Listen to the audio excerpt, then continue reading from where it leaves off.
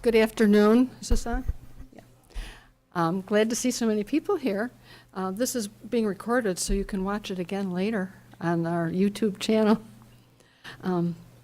Welcome to our Historic Advisory Committee historical lectures. We have two more scheduled, so I thought I'd tell you a little bit about those. May 18th is the next one, and they're all here in the town hall at 2 o'clock. It's called History Unleashed, Lafayette's Western New York Tour and the Spirit of 1825 America. And that Chris Carosa will be presenting that. And then we have one on June 8th. It's a long title. Fascinating Rail Connections in Victor, New York. Journey through time, the impact of trains and trolleys. Explore how railroads and electric trolleys shape Victor, New York, transforming the community, business, and daily life. And that will be presented by Joel Richter. So I hope you come to those too. And today we're very lucky. We have Dr. Preston Pierce with us. He was a long-time 7th grade social studies teacher here in Victor at our schools. And many former students remember his fondness for local history and the license plate collection he had in his room. I guess you had a collection. Dr. Pierce is now the Ontario County historian and also the City of Canandaigua historian, so he's busy. He also teaches local history at FLCC. His talk is called The American Revolution in Upstate New York, Land, War, and Politics. Well, thank you, Dr. Pierce.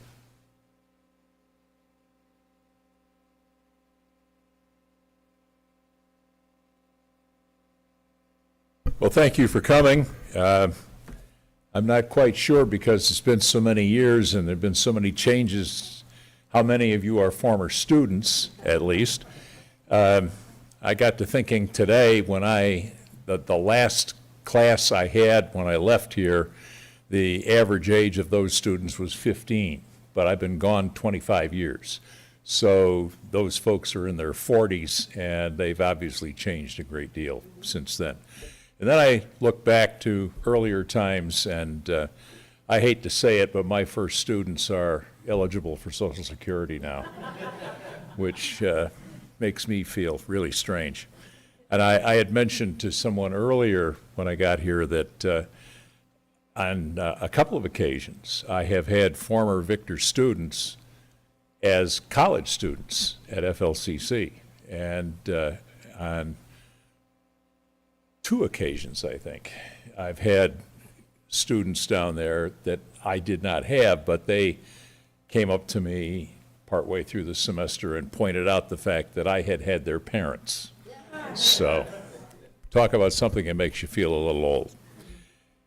Anyway, today is topic, the American Revolution in upstate New York. Upstate is sometimes a little hard to define. Those of us that live out here certainly know what it means. We think that's about everything west of Syracuse. Upstate for some people is the Champlain Valley and the Adirondacks. And if you live in New York City, upstate is anything north of Tarrytown and Westchester County in that area. So upstate's a little hard to define. I'm going to basically ignore the Hudson Valley today, but I'm going to define upstate as everything that's up from the Hudson Valley and west of Albany. And there's a reason for that, and that is that it's all connected. It's all part of the story of the American Revolution. I'm going to do this in a way that's a little bit different than what I usually do. I usually, I have in mind what I want to say, and I talk from the screen, and I just sort of semi-ad-lib as I go along. But this is a big story. And because of that, I don't think you want to be here when the sun goes down and start thinking about dinner. So I'm going to read this. I've scripted it, and I do that to control the time, to make sure that I've said everything I want to say, and that we're able to wind this up in a reasonable amount of time. That said, this is 2025. I was very active back in the 1970s as part of the Canandaigua Bicentennial Commission. I did some work with bicentennial activities here at Victor. I didn't really give it much thought, but I never thought I would live long enough to celebrate another major observance of the American Revolution. But here we are at what the state of New York has dubbed the semi-quincentennial. As a good Scrabble word for you if you want to make a lot of points. Basically, it means the 250th anniversary of the American Revolution. It starts officially this year. It'll really kick into high gear next year with the 250th anniversary of the signing of the Declaration of Independence. And starting in '76 and beyond is when you'll start hearing a lot about the battles of the American Revolution. The fighting in the American Revolution didn't really hit Upstate until 1777. So most of what I'm going to talk about today really begins in 1777 and runs through the end of the war. Now, I'm also going to add on a little bit at the end because we're still living with the outcome of the American Revolution. We all are, of course, because we're an independent country. And we have been since 1783 with the Treaty of Paris. But we're still feeling the impact of the American Revolution in other ways. About 3 weeks ago, I took a little 4-day road trip on the college's spring break, and a friend of mine and I wanted to kind of pick up some information, refresh some information in some other places in western New York. And the first place we headed for, I'd never seen the Oil Spring Reservation down near Cuba Lake. So I wanted to see that. It's the smallest native territory, Indian reservation, whatever term you want to use for it. Certainly the smallest one in New York. It is 1 square mile. I think it may be the smallest native reservation in the whole country. I don't recall right off hearing about a smaller one. But I also wanted to go to Salamanca to see the relatively new Seneca Nation Museum and Cultural Center that's in Salamanca. And all you need to do is to spend 10 minutes in Salamanca and you come to realize how present the American Revolution is to some people. We went from there up to Buffalo, and in particular I wanted to see the recreation of the Seneca Chief, the packet boat that has been rebuilt, and this fall it's going to go down the Erie Canal. It'll be passing Rochester and the towns to the east of us in September and October of this year to celebrate the 200th anniversary of the opening of the Erie Canal. So I wanted to see what was being done with uncovering and restoring the western gateway to the Erie Canal, which may not seem like it has anything to do with the Revolution or with Native Americans, but one of the reasons that people were so hungry in 1838 to take the Buffalo Creek Reservation, which is now the center of downtown Buffalo, was because the Erie Canal was coming through, and the western terminus of the Erie Canal ran right through what had been the Buffalo Creek Reservation. Also wanted to see the grave of Red Jacket. Red Jacket died in 1830 on the Buffalo Creek Reservation. He was buried in a place that's now a small city park. He was largely forgotten. He was, of course, a warrior on the British side and then a diplomat on the American side in 1812. And throughout all of that, a great advocate for the interests of the Iroquois people. And in 1884, his body was moved to Forest Lawn Cemetery in the north side of Buffalo. And there's a huge pedestal with a big statue of Red Jacket on it, and I wanted to see that, and then on the way home. So it was a lot of reminders out there of how present day the American Revolution still is for lots of people in western New York. That said, before we begin, I just want to say a few things about some terms just some short terms. I've already used the term Iroquois. They, of course, refer to themselves as the Haudenosaunee. That gets to be a little bit of a tongue tire for me, and most of the reference books that you will read and the things that you will hear about the American Revolution upstate still refer to the native people of this area as the Iroquois people. So I'm going to continue to use that term. To try to distinguish the other two major players, the whites who were English or pro-English, over time they've been called Tories, a term which is kind of passé in American history now. But I'm going to refer to them as the Loyalists, because that's what they were, loyal to the British government, loyal to the king. That was Tory was kind of, even in their day, sort of a despicable word. Loyalist is not quite as pejorative a word to use for them. So I'm going to refer to those folks as the Loyalists. And just so there's no mistake, because they were Americans, the other side were Americans, the natives were Americans, I'm going to avoid calling anybody an American, because it'll just serve to confuse everything. The other side I'm going to refer to as the Patriots.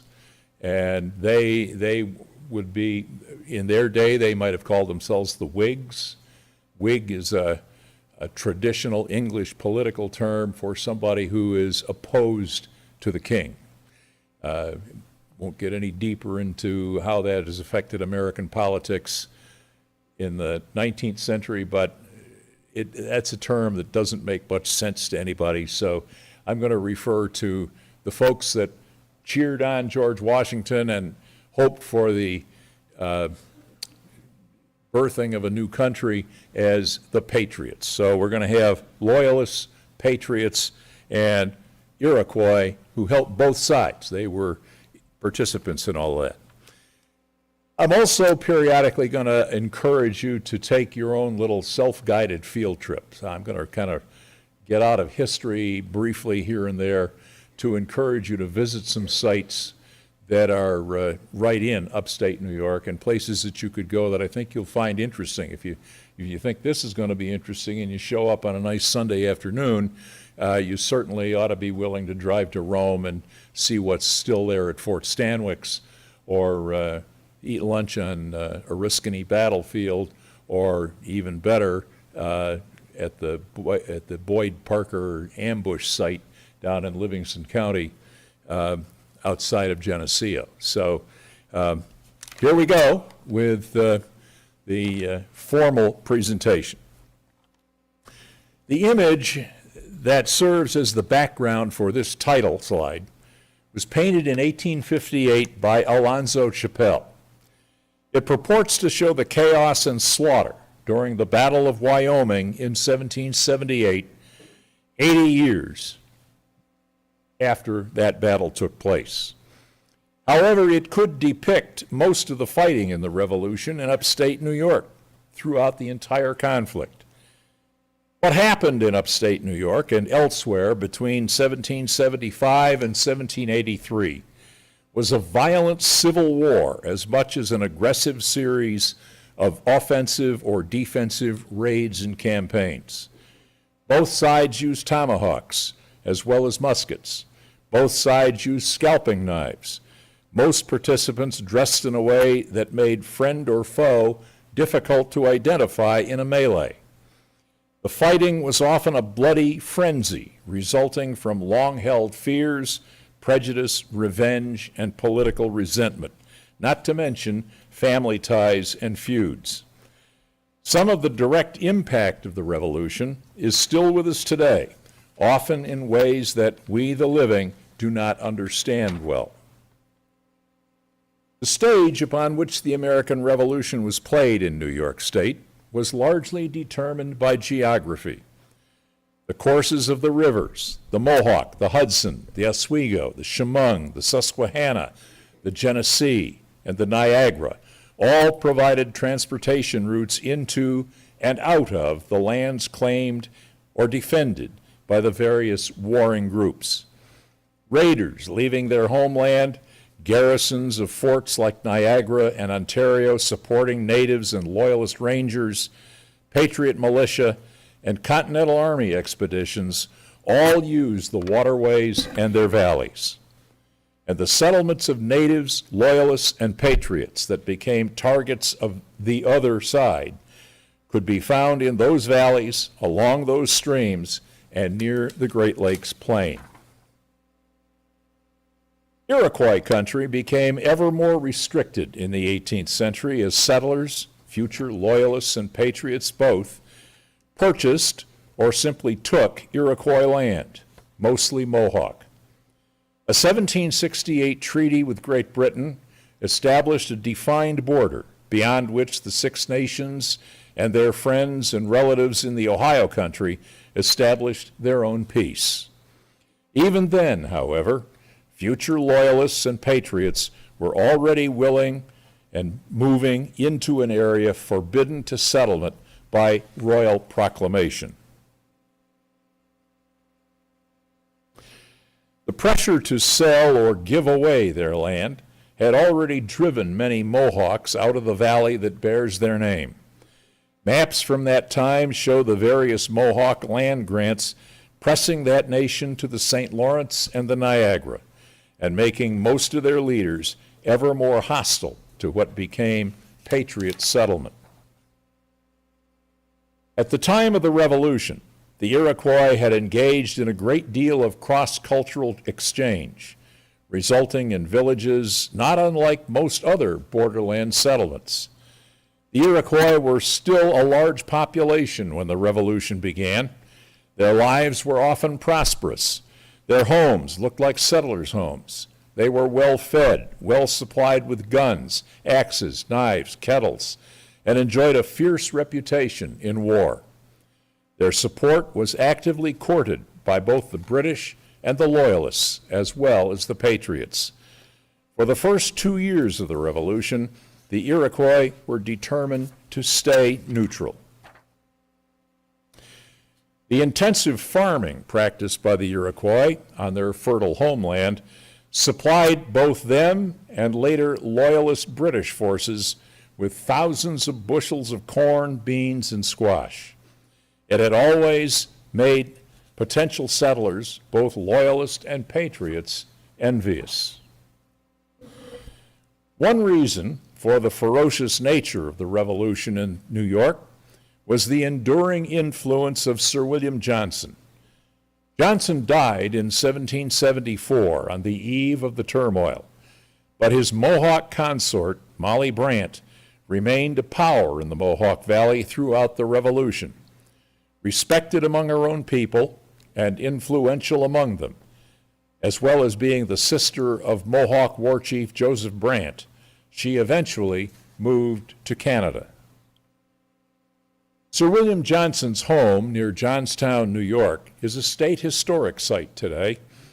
2 very readable biographies of Johnson are classics of New York State history. They're widely available, and I do commend them to you. There's also a third. I should mention that I brought several books that are up here. If you have time, would like to just look at them a little bit. There's one that's the first really new biography of William Johnson in several decades up there. A visit to Johnson Hall, Sir William's home, is an excellent way to learn about his life, his influence among the Iroquois, and the role his family played in the lives of Loyalists. Fighting in upstate New York, meaning the area north of the Hudson Highlands, began soon after the first shots were fired at Lexington and Concord. One of the first upstate actions was the seizure of Fort Ticonderoga and its guns by Ethan Allen, his Green Mountain Boys, and Henry Knox. In the early spring of 1776, 58 guns of the fort were hauled down to Boston to reinforce Washington's grip on that harbor and drive out the British forces. Meanwhile, Colonel Benedict Arnold and General Richard Montgomery led 2 expeditions to Montreal and Quebec in an attempt to drive the British away and enlist the support of French Canadians. The invasion was a failure in the winter storms. General Montgomery was killed in battle. When our old colonial Tryon County was broken up, part of it was renamed Montgomery County. And in 1789, when Ontario County was created, we were taken from Montgomery County. It was still that large.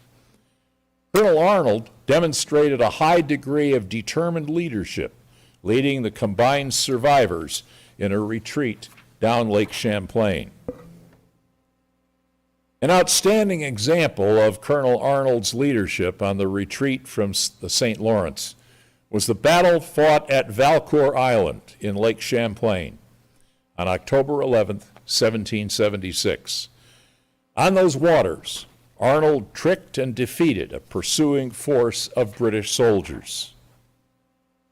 One of the small American ships, a gundello, they referred to it, little bigger than a rowboat, sank in around Valcour Island in the course of the battle. It was found 160 years later on the lake bottom. Since 1961, its hull has been on display at the Smithsonian National Museum of American History in Washington. Arnold's bedraggled force took refuge at Fort Ticonderoga. Within a short time, the British took the fort and held it until the defeat of General Burgoyne a year later. After the war, it was dismantled by settlers looking for building material. Now restored, you can visit the now privately owned fort to learn more about the Revolution in upstate New York. By 1776, supporters of the Crown were having to make hard choices all over the colonies. Eventually, many Loyalists emigrated to Britain, to Canada, to British colonies elsewhere, or to India. A few tried to continue their lives in place, often supporting the British government covertly. They had many reasons for doing so. Those that fled to Canada often joined Loyalist Ranger units to fight their former neighbors and patriots generally. After the war in 1789, those that fled to Canada were designated United Empire Loyalists by the Governor General of Canada. Today, they are revered in that country. New York, Pennsylvania, and Virginia passed attainder and confiscation laws in 1779. Those laws authorized the confiscation of Loyalist property which was sold to support the war effort. Attainder laws simply declared that certain named people were enemies of the state and thus guilty of treason and subject to prison or execution without trial. Before the end of the war, the New York legislature passed more than 1,000 bills of attainder. Pennsylvania passed nearly 500 more. In 1777, British General John Burgoyne developed a plan to split the American colonies, defeat them, and end the war. On paper, it sounded easy. He would lead an army south along Lake Champlain and the Hudson River toward Albany. British Naval Commander Lord Howe would drive north from New York City and meet him at Albany. A third expedition, under Colonel Barry St. Ledger, would proceed to Oswego, then to Onondaga, convince the Iroquois to join him, and then take Fort Stanwix, present-day Rome, and drive down the Mohawk Valley to Albany. Burgoyne did not understand the geography of the Champlain Valley, however, was bogged down at Saratoga and then defeated. Lord Howe was more interested in supporting his brother attacking Philadelphia, and St. Ledger could not convince the Iroquois Confederacy to abandon their neutrality. When the warriors of some of the Iroquois nations accompanied St. Ledger and found themselves fighting for their lives against Oneida warriors as well as the militia, several of the Six Nations did agree to fight with the British and hold fast their covenant chain. The war split the Iroquois Confederacy, however, with some Onondagas trying to remain neutral and the Oneidas and Tuscaroras siding with the Patriots. This map shows the Burgoyne plan, and toward the bottom there, the counter plans of Admiral Howe and his brother, General Howe.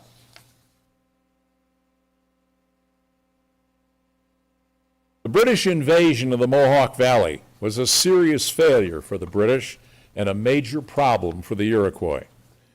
When Fort Stanwix was besieged by Colonel St. Leger, the local militia, 800 strong, marched to its defense. They were led by General Nicholas Herkimer. A few miles from Fort Stanwix, the militia was ambushed by St. Leger's troops, including Iroquois warriors, on August 6, 1777. General Herkimer received a mortal wound, commemorated by a famous painting by Frederick Yon that later became a stamp. General Herkimer's home, near the town that bears his name today, is a New York State historic site. The 60 Oneida warriors who fought with Herkimer at Oriskany have a slightly different view of what happened there. These views from the Oneida Nation Museum depict the battle. In the image on the left, however, it is Oneida warriors who are protecting the wounded Herkimer. The Oneida Nation considers itself America's first ally. You can visit the reconstructed Fort Stanwix today in Rome, near Utica. It is a national monument and another good place to learn about the Revolution upstate. The site of the battle at Oriskany is now a state historic site close by the restored fort. General Burgoyne's surrender on October 17, 1777, was a major turning point in the American Revolution. It brought France into the conflict as an American ally. It ended the threat of splitting the New England colonies from the rest of the colonies, and it was a major blow to British prestige. The image of Burgoyne's surrender, painted by John Trumbull in 1822-23, has become one of the iconic images of the war. Trumbull, himself an Army officer and an eyewitness to the events at Saratoga, has become well known as the most significant painter of the Revolution.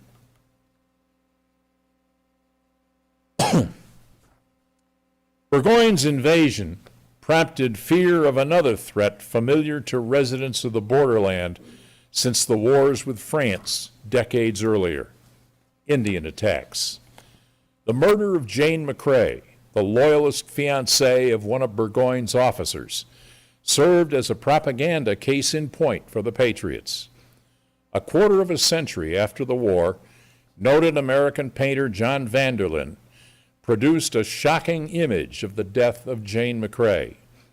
American leaders always said that she was killed by natives supporting the British. Vanderlyn's painting reinforced that idea for the rising generation after the war.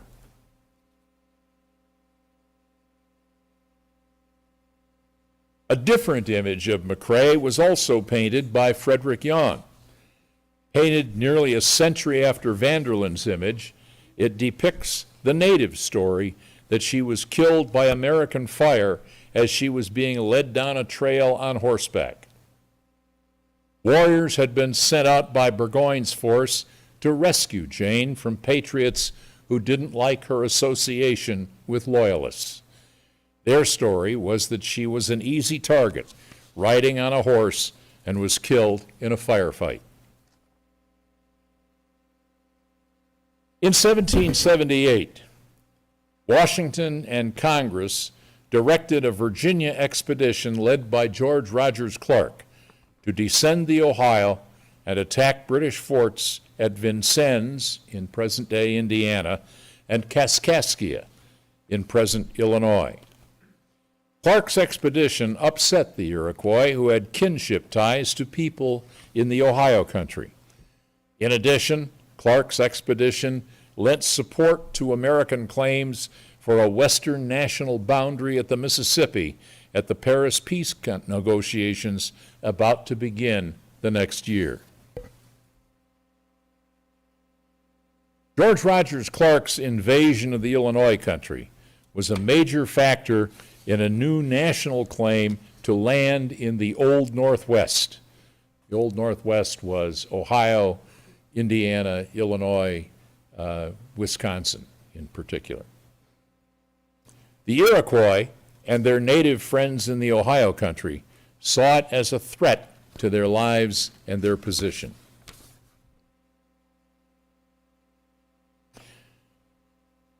In the East, two attacks at Wyoming, Pennsylvania, July 3rd, 1778, and Cherry Valley, New York, November 11th, 1778, stood out for their ghastly loss of blood.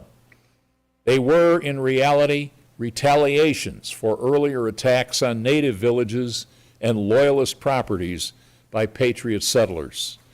Both easily lent themselves to propaganda and do to this day.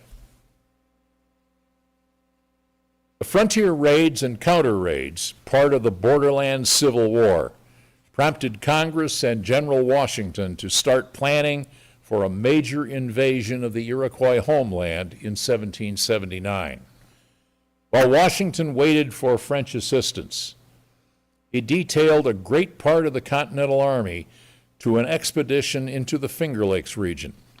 Its purpose was to strike a heavy blow to the Iroquois supporters of the British and Loyalist forces at Niagara, to demonstrate to the American public that the Patriot government could and would defend them, and cement an American claim on sovereignty over upstate New York at the Paris Peace Conference.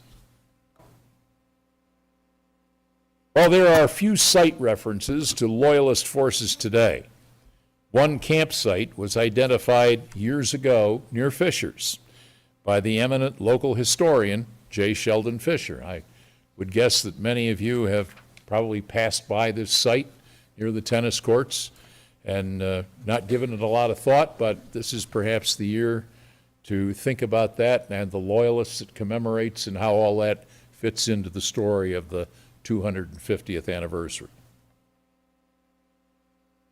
The operation developed by Washington and his staff involved sending a main force of several thousand troops and militia from his encampment at Morristown, New Jersey, across the Poconos to the Wyoming Valley on the Susquehanna River. It was to be led by Major General John Sullivan. From there, they would march up the Susquehanna to Tioga Point, present-day Athens, and wait for a second and smaller force led by Brigadier General James Clinton. That force would march south from Canajoharie on the Mohawk River to Otsego Lake. The source of the north branch of the Susquehanna, troops would dam up the river outlet until the lake level rose several feet. When the dam was broken, it would create a tidal wave that would facilitate the floating of the second force to the river junction at Tioga Point.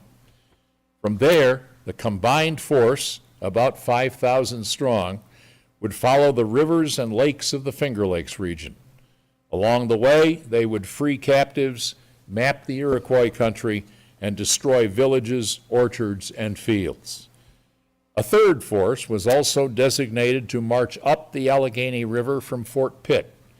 That force, under Daniel Brodhead, was to search out and destroy Seneca villages, fields, and orchards in the Allegheny Valley. This map details the routes of several of the Iroquois Loyalist raids, as well as the projected route of the Sullivan-Clinton campaign. Note how they follow the geography, the water routes in particular.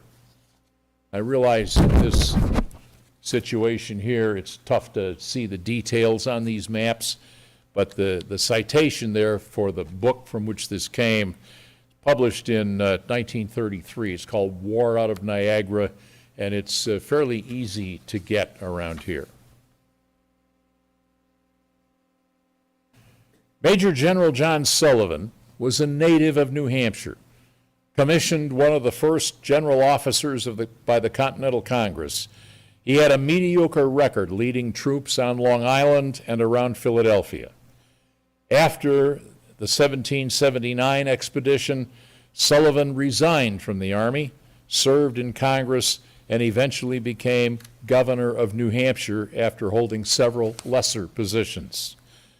Brigadier General James Clinton was the brother of New York's longtime governor, George Clinton. Prior to the 1779 expedition, General Clinton had been part of a force holding small forts along the Mohawk River to counter Iroquois and Loyalist raids there. After the war, General Clinton served in the New York Assembly and as a state senator. He was the uncle, in case you're wondering, of DeWitt Clinton. The third thrust into the Iroquois country was to be carried out by Colonel Daniel Brodhead. An early patriot, Brodhead joined the Continental Army in 1776 and fought on Long Island and around Philadelphia. By 1778, he was leading Pennsylvania troops in the upper Susquehanna Valley. Then he was sent to Fort Pitt.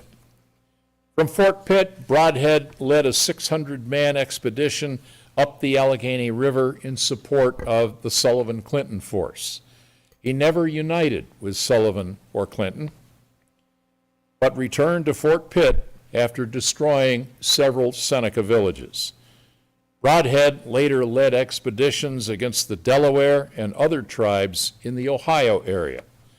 He was relieved of command at Fort Pitt in 1781 and was elected to the Pennsylvania legislature. He also served as Surveyor General of Pennsylvania for several years. General Sullivan's orders included attacking Fort Niagara if time and supplies allowed. When his force reached the Genesee River towns near present Geneseo, Sullivan terminated his offensive and retreated back nearly the way he came. When the combined force of Sullivan and Clinton moved north from Tioga Point, they had not gone far before running into a combined Loyalist Iroquois force near Newtown, outside of present-day Elmira. There, a decisive battle was fought on a hilltop. After routing the Loyalist Iroquois force, Sullivan's troops burned a nearby town and proceeded up the Chemung River Valley towards Seneca Lake. In later years, a monument was built on the battlefield of Newtown. It was later replaced with the one in the picture on the right. The Newtown battlefield is today a New York State park. This view from the Newtown battlefield site shows the valley geography Sullivan's force followed into the Finger Lakes region. Near present Montour Falls, the Sullivan-Clinton force burned the village called Catherinestown after Catherine Montour, a highly respected Seneca woman who lived there. Following the lakes and rivers, Sullivan's soldiers arrived at Canandaigua, Geneva, known as the principal town of the Senecas at that time, and from there they proceeded to Canandaigua. At each place, the routine was the same: burn the homes, destroy the crops, and cut down the orchards. While the exact location of the village at Canandaigua remains a mystery, there is ample evidence that it was not along the lakefront. This monument, very like others you may find in upstate New York, was placed in 1927 by the State Commission created to commemorate the Sullivan-Clinton expedition. Similar markers were erected in Pennsylvania that same year. Some of the troops marching with Sullivan and Clinton kept journals of their experience. Many of them have been collected and published. Those journals indicated that the Canandaigua village was about a mile from the lake on high ground. That would put them about where F.F. Thompson Hospital is now located. One story from Sullivan's sacking of Canandaigua relates that women and children from the village took refuge on the nearby island at the foot of the lake. For many years, it was known as Squaw Island. The story is most likely false, although it got a lot of signage. In 2021, the name of the island was officially changed to Skano Island after officials consulted with the Seneca people. By then, the word squaw had become an offensive term. A new marker was placed on the Canandaigua City Pier looking at the island. From Canandaigua, Sullivan's and Clinton's troops followed the trails that led them through several other villages and finally to a grouping along the Genesee River near present Cuylerville and Geneseo. There's not much question that Patriot leaders were looking at the country for settlement and development. To facilitate that, Sullivan's force had a detachment of cartographers and surveyors charged with mapping the land of the Iroquois. The 17th century Seneca village building, preserved in Letchworth State Park, is a good example of the homes and other buildings destroyed by Sullivan's troops in 1779. Just outside of Groveland, a scouting party from Sullivan's command was ambushed on September 13, 1779. A few got away. Most were killed on the spot by Loyalist Rangers and Iroquois warriors. The site of the ambush is today a town park. A ways off any paved road, it is a rather spooky place to have a picnic. That is, if you've read one of the gory descriptions of what happened there. Two of the ambush survivors, Lieutenant Thomas Boyd and Sergeant Michael Parker, were brought here near Littlebeardstown along the Genesee River south of Geneseo. Here they underwent incredible torture before they were finally decapitated. Several hours later, Sullivan's troops found the remains of Boyd and Parker and buried them here. The remains of the torture tree can be found in the Boyd Parker Memorial Park, a half-mile east of Cuylerville, where State Route 20A crosses the Genesee River. In 1841, the remains of Boyd and Parker and an Oneida scout were reinterred at Mount Hope Cemetery in Rochester. As Sullivan's and Clinton's force withdrew from the Iroquois country, it divided at Canandaigua, Geneva. Sullivan's force returned south along Seneca and Cayuga lakes, burning more villages as they discovered them. Clinton's force moved due east through Cayuga Nation territory and what is now Waterloo, then passing through and destroying villages in the Onondaga country. Villages destroyed there included homes of members of the nation who had remained neutral in the war. The war between Britain and the United States ended with a peace treaty signed in Paris on September 3, 1783. Native nations were not represented, nor were they considered in the treaty. The Treaty of Paris fixed the western boundary of the United States at the Mississippi River and gave the U.S. sovereignty over that land, a move no one thought much about at the time except the native nations. Although no provisions were made for the return of Indian property, the treaty did provide for the return of Loyalist property confiscated during the war. A thorny political and economic issue, return of Loyalist property almost never happened. The following year, 1784, a treaty was held at Fort Stanwix that formally ended the war with the Iroquois, who had allied themselves with the British. The Oneidas and Tuscaroras were recognized for their service to the United States. A boundary south from Fort Stanwix and following the old 1768 line was fixed as the boundary with Iroquois land. Largely a punitive treaty, it was never ratified by the Iroquois Confederacy, although the U.S. Senate did ratify the treaty in 1785. This treaty in 1784 remained a source of problems until its provisions were modified in 1794 in the treaty at Canandaigua. The Iroquois wanted to include other native nations in this treaty, but the U.S. government would not allow that. Consequently, several more treaties with other nations had to be negotiated. New York State negotiated several other treaties with the Iroquois in later years, many of them questionably legal.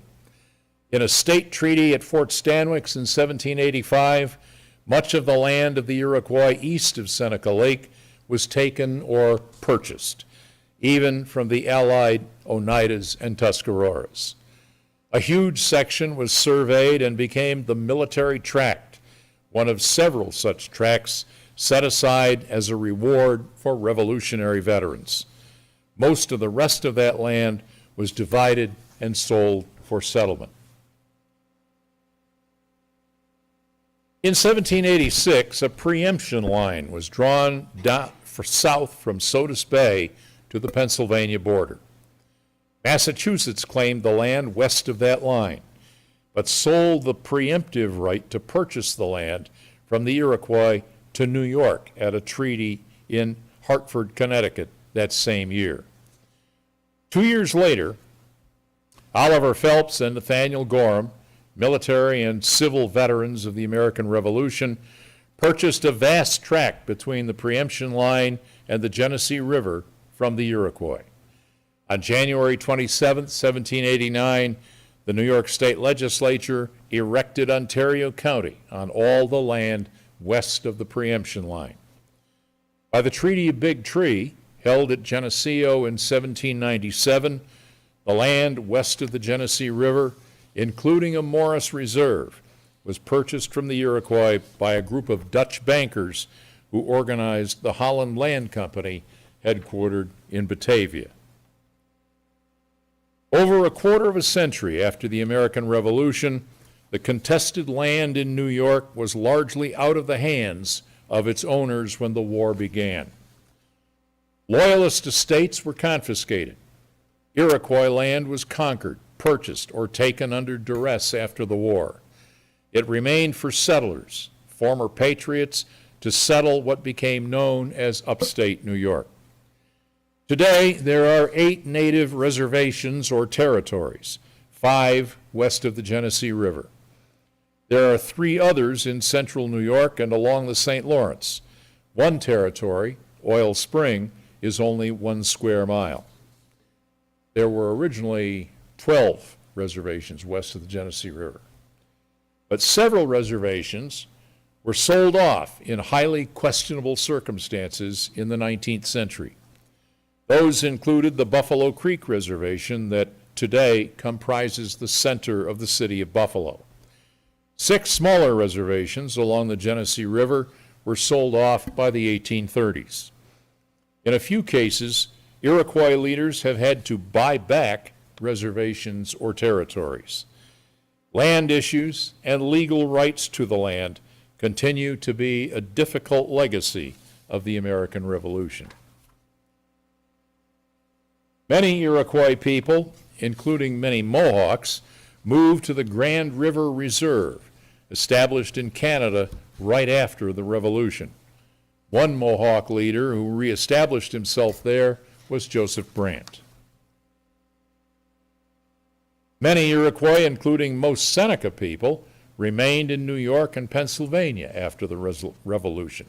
Among them was Chief Cornplanter. Red Jacket, the noted orator and leader of the Seneca people who remained in New York after the war, died on the Buffalo Creek Reservation in 1830 before it was sold. Although he was a member of several war parties during the war, he became a staunch believer in remaining in the United States. George Washington presented him with a peace medal in 1792. After the Buffalo Creek Reservation was lost, Red Jacket's grave was almost lost along a residential street. His nephew, Eli S. Parker, and the Buffalo Historical Society arranged to have him reinterred under an impressive monument in Buffalo's new Forest Lawn Cemetery in 1884. In the mid-19th century, some Iroquois people removed, quote unquote, to Wisconsin and Oklahoma, as well as a new reserve along the St. Lawrence River in Canada. And I say removed, quote unquote, because Congress passed a removal act during the time of President Jackson that basically forced native removals. You may be familiar with the most famous part of that called the Trail of Tears that it applied to the nations in the southern part of the United States. Most, not all, Loyalists left the United States after the Revolution.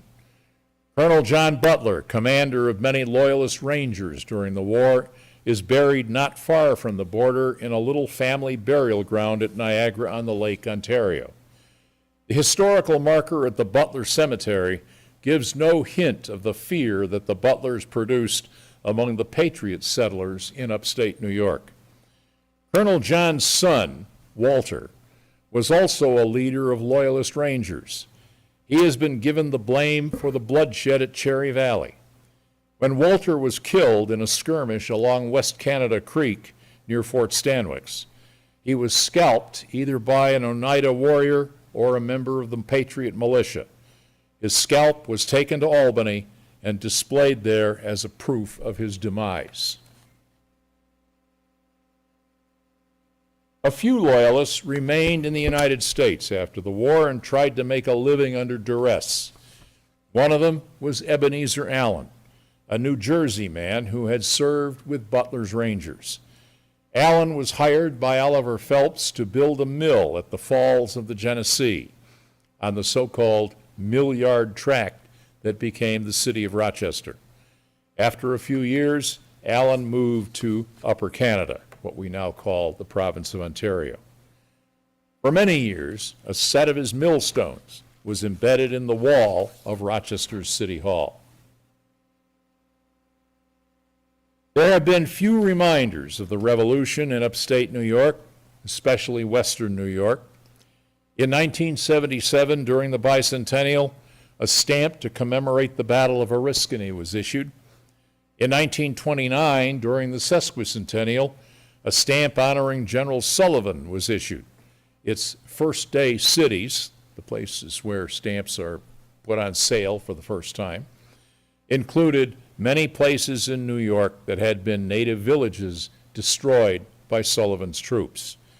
Most of our reminders of the Revolution continue to be historic sites, publications, and markers erected by the state or by private groups. And with that, we're through. So, anybody have any questions?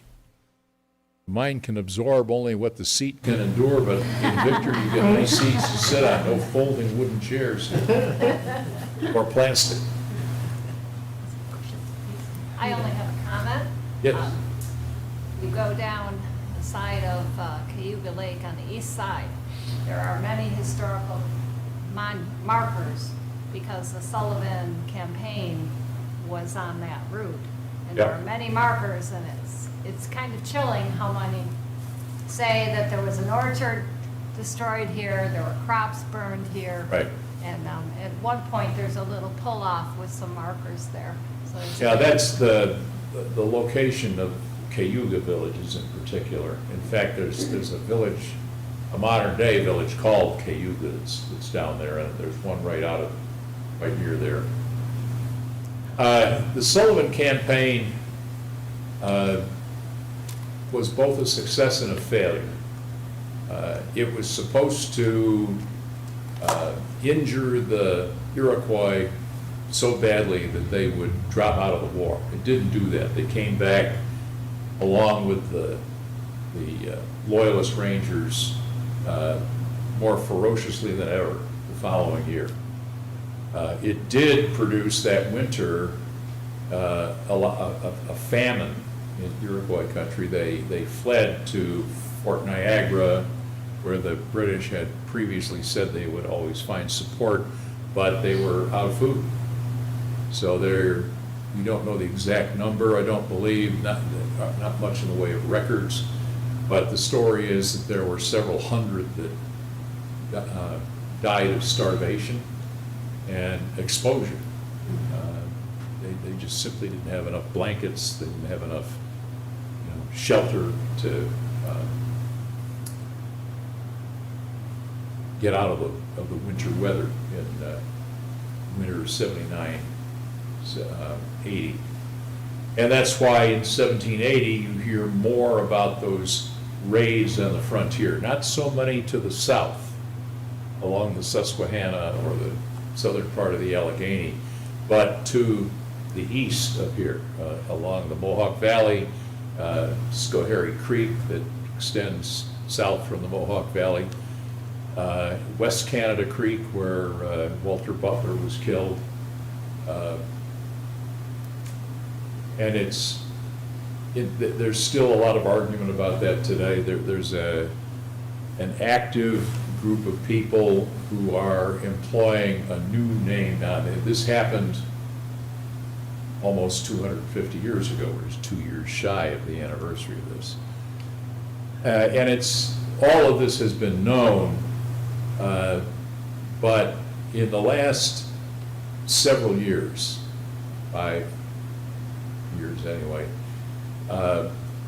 there have also been accusations of genocide that have been inserted in this. And if you go down to the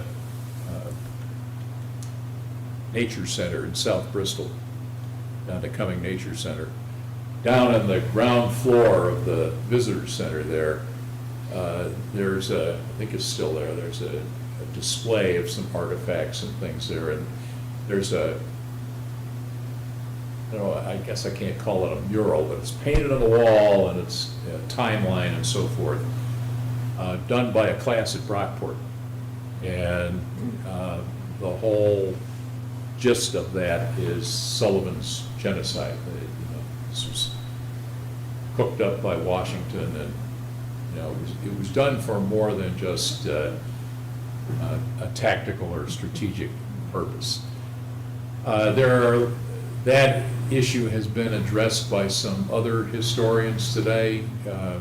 The accusation is out there, but that term would be something they wouldn't have had any knowledge of. The word genocide was coined in 1945, and specifically to apply to what had happened in Europe during World War II. It has expanded since. You probably are aware of other places in the world. We're hearing some people now try to apply that to what's happening in Palestine/Israel, however you want to define that. For about 75 years or so, it has been applied to Turkey and what happened during the First World War in the Middle East, in territory that had been part of the old Ottoman Empire and was part of the fighting with Turkey when they really, that instance is one of the closest calls of it, I guess. They're still arguing over what that really is in the UN. It's been used in Africa. Whether this fits that definition, whether it's appropriate to use that term in the case of the Sullivan expedition, is something that's going to be, I think, more hotly debated in the next couple of years, and something that you're all going to have to think about and make your minds up to. It's certainly none of the fighting in upstate New York was very nice. It was, as I tried to point out to you here, a violent civil war. And that's the only way you can really look at it.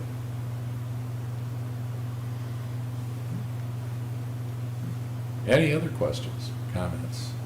Yes? We had right here at Canandaigua, where the fields were burned, and they were raising their crops. Who were the players involved there? Well, that's a century earlier. That's the 1680s. Oh, That's the French.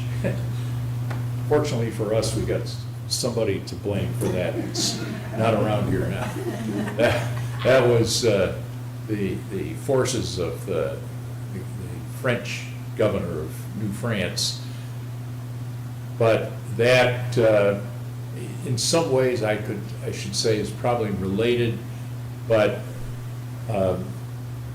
that really points up the turmoil that had been brewing at the time of the turmoil that overflowed at the time of the American Revolution had been brewing for a century before the American Revolution.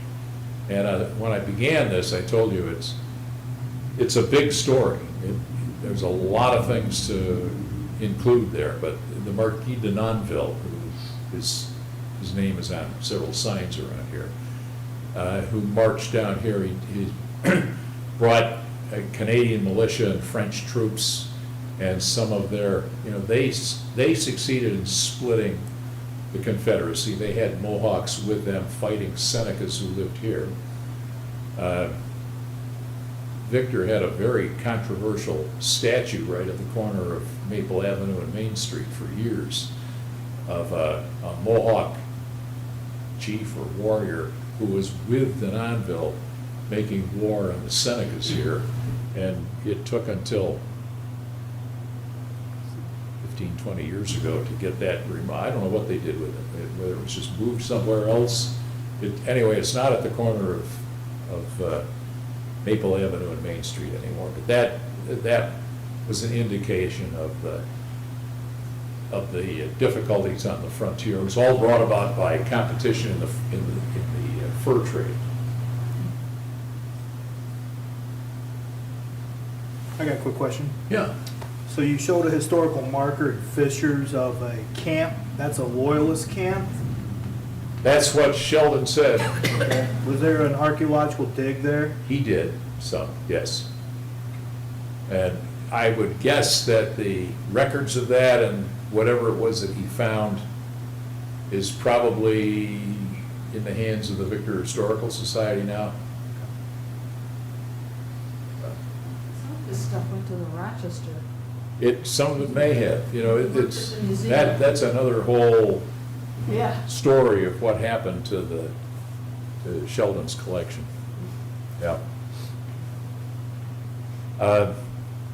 One of the reasons I thought it was important to put that there is that it's there, it's right out to be seen. And people, especially who live in Victor, ought to know that at least as far as the most eminent historian that has evolved from this town anyway, that was a campsite of Loyalist Rangers. But you also ought to know that while the Senecas who lived in the area, and by the time of the Revolution, the Seneca people who had lived at Canandaigua are gone. They have moved to Canandaigua, to Canadasaga, Honeoye. They moved further inland. That was one of the results of the Denonville campaign. They felt they were too easy to reach. Denonville came to down Lake Ontario to a previously established French trading post at Irondequoit Bay, the opening of Irondequoit Bay. And they just followed Irondequoit Creek down here and then followed around a couple of the other villages, one near present-day Honeoye Falls and a second one, I can't remember where that was. Near East Bloomfield, the Huron-Erie captive village along Mud Creek out in East Bloomfield. But they felt that they needed, the Iroquois people, the Seneca people felt that they needed to be a little less easy to get at. And so in in later years, after the Denonville expedition, they moved their village sites further inland and to places that would be a lot further, a lot more difficult to get at. So, Canandaigua, there's been lots of, I think, in my mind, silly arguments about what does Canandaigua mean, its translation. Well, the chosen spot is the term that a lot of people use, or the place chosen for settlement if you're a little more sophisticated and you're not into Madison Avenue. Basically, it means a place that's picked to settle. We don't know when it was originally established, but probably the first people who picked it to settle were the people who had been at Ganadagan and other places and moved a little bit further east. There had been a lot of archaeological work done about the first people who lived around here. There was a pre-Iroquois site, or an ancient Iroquois site, however you want to say it, at Canandaigua before the modern village was there. And that may have had something to do with it. We're not sure. One of the best places to learn about that is the Rochester Museum and Science Center, because they did most of the archaeological work there from the 1930s into the 1970s.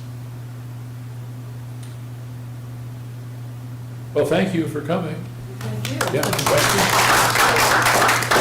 Wondering if there are any archaeological expeditions going on in the area now, or recently? Are there any? Are there any? I don't know. And normally, I hate to, well, I like to say I don't know when I really don't know, rather than try to concoct something. But one of the policy of the Rochester Museum and Science Center, anyway, has been to be very close about any archaeological digs or sites. They don't like to tell you where they're working, because there are too many people that, the term that archaeologists use is pot hunters. They like to find out where these sites are, and they like to go and just dig around and see what they can find, which A, isn't very nice, and B, spoils the site as a place where the archaeologists can learn about things, because they want to know how far down is it, what layer of soil is it in, what things, what is the relationship if they find, say, arrow points or iron kettles or something like that. Where is that related to other things that they would find? Because relationships of distance can tell them who lived there and how many there were and so forth. So one reason I don't know is that if they're doing that kind of work, they're not telling anybody. Well, thank you, and please take a look at some of these. These are only just a few of the books that I might recommend to you. I've got a rather lengthy kind of guide to the histories. If anybody's interested in it, it won't cost you anything, but you can send me an email and I'll send you one. It's easy to get a hold of me. It's just my name, preston.pierce@flcc.edu. It's a very, very simple email address.